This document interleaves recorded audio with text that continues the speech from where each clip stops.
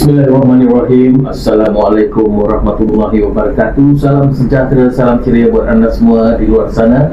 Hari ini kita bersiaran lagi dalam podcast Keluar Baris bersama dengan saya, Meja Adam. Saya akan temu ramah dua orang tetamu istimewa kita yang telah dijemput di studio podcast ini. Yang di sebelah kanan saya ini adalah Encik Muhammad Zaid Muhammad Fadil yang merupakan pengarah teknikal.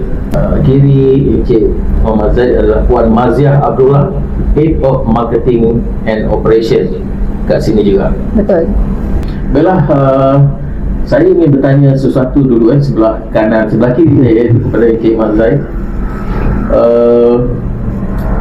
Boleh perkenalkan diri dan apa yang Encik sedang lakukan sekarang? Okey, terima kasih Tuan Meja Adam kerana menjemput kami berdua lah dalam siri podcast kali ini. Okey, rasa tadi Tuan dah bagi tahu dah nama saya, Muhammad Zaid Muhammad Fazil. Saya sekali sebagai pengarah teknikal lah untuk platform kat sini. Berkecimpung dalam dunia IT ni kalau ikutkan dah lama lah, since 1994 lagi. 1994. Umur pun dah lanjut juga kan sekarang. Okay, actually masa dulu saya terlibat dalam more on telecommunication lah, tapi since 2004 tu banyak menjurus kepada digital. So kita form satu company dan buat application lah. So start dari situ berkembang sampai sekarang lah. Start 2020 kita form satu platform yang dinamakan platform kat sini. It's an online platform dan sekarang ni kita manage this platform lah. Oh, okey.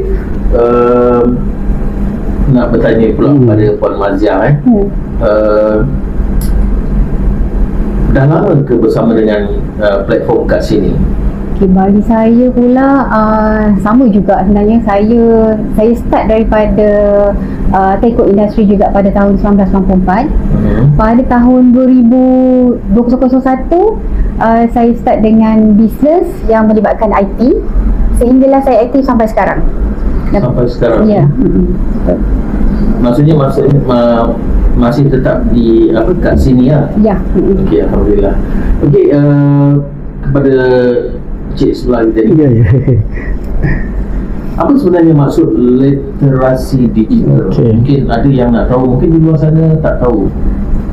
Okey, sebenarnya literasi digital ni bukan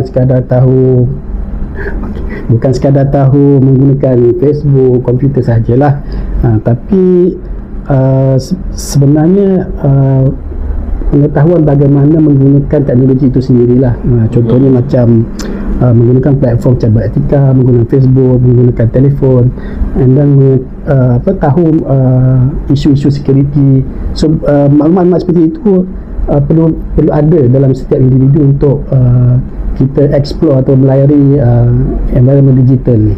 Untuk zaman sekarang ni semua zaman digital.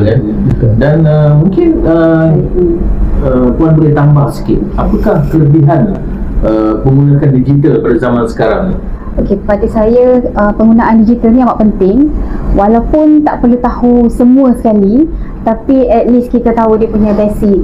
Dan juga penggunaan digital ni sebenarnya, kalau terutama pada sosial media lah, sebenarnya perlukan juga dia punya etika.